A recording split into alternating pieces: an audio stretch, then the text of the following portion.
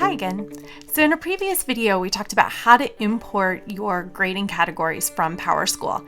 If you haven't imported your grading categories from PowerSchool, please find that video and watch that first. Grade Passback will not work unless your categories have been imported from PowerSchool. You'll know that your categories are imported because you'll see categories in the assignments section of Canvas that will have this little icon. And if I mouse over it, it says that it's imported from the SIS. In our case, that's PowerSchool. So I'm in my assignments section of Canvas, and I want to make sure that these assignments that I already had in Canvas go into the correct categories so that they can pass back to PowerSchool. So I'm going to move the practice quiz down to the section called quizzes. And I'm going to move these two into the one called classwork. I want to show you that I can individually move these, but if I have a large group of them, say I have 20 or 30 assignments, I might not want to do that one by one. So what I can do is click Move Contents, and then I can choose where these go. So I want to move them to the one called classwork, and I'm going to click Move, and that's going to move my whole group of assignments down to this category that I want it to end up in. So I'm all set with my assignments being in the correct categories. You'll notice that I have a lot of other categories that I don't need and I'm not going to use. I can get rid of those if I want to, or I can keep them. It's completely up to me.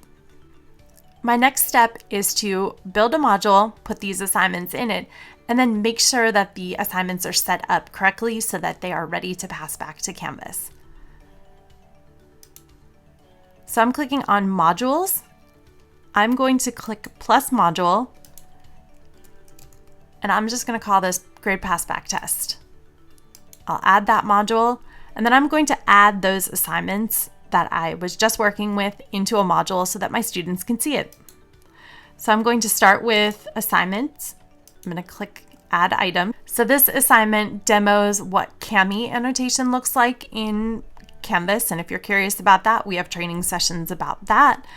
I'm going to add another one, and that is about the Canvas native annotation. So both of these are introductions to how Canvas can allow you to assign PDFs to your students so that they can annotate them like a worksheet.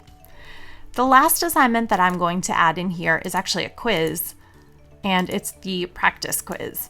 So you can see I have all of those things set up in here. I'm going to go into this top first one, and I'm going to check for a couple of things.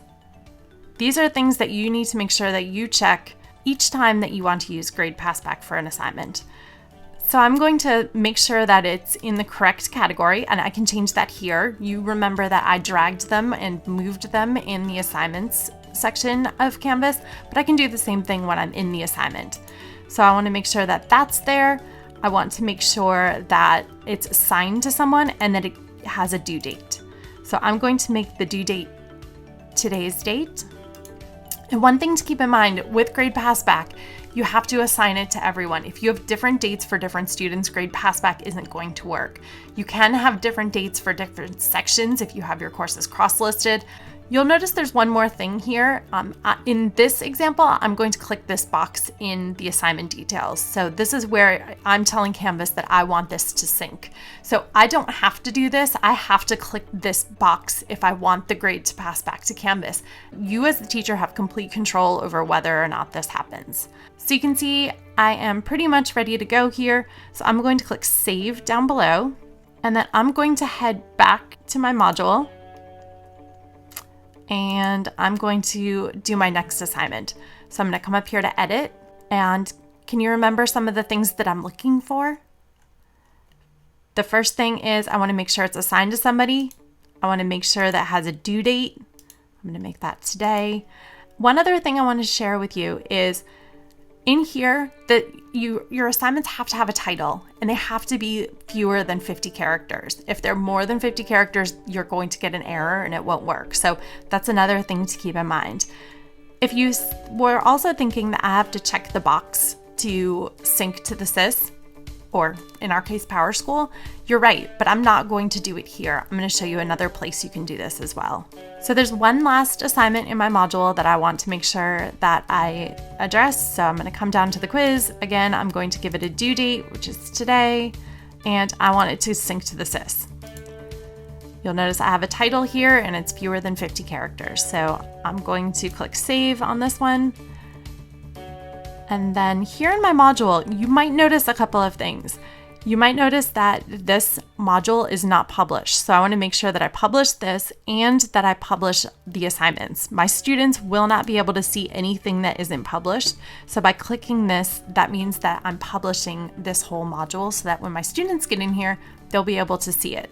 Another place that you need to make sure is published for this to work is on the course level. So right now, this course is not published. I'm going to click right over here and publish the course. That means that my students will be able to see it and it'll show up on their dashboard as well. There's one more thing that I need to do. So I'm going to go into assignments and I want to show you that there's another place that I can set things to sync. So you'll notice in these two assignments, they look different. One has a green check with some arrows around it. One has an X with black arrows around it. I want to show you that you can also toggle whether or not things are syncing to the SIS just by clicking these icons. So if I want this one to sync and I change my mind and I don't want this one to sync, I can uncheck them and it's as simple as that.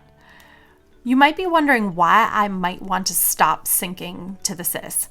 Here's an example. So let's say I have an assignment that I have my students complete, their grades get into Canvas, and I sync them so that they go to PowerSchool. In a couple of weeks, I make some changes to PowerSchool. I don't want Canvas to sync again. Anytime Canvas syncs, it's going to overwrite any changes that happen in PowerSchool on that assignment. So if I make manual changes in PowerSchool, I want to make sure that I turn off the sync for that assignment in Canvas. So your assignments at this point are all set up and they are ready to sync. In the next video, we're going to talk about manually syncing your grades and what that looks like in PowerSchool.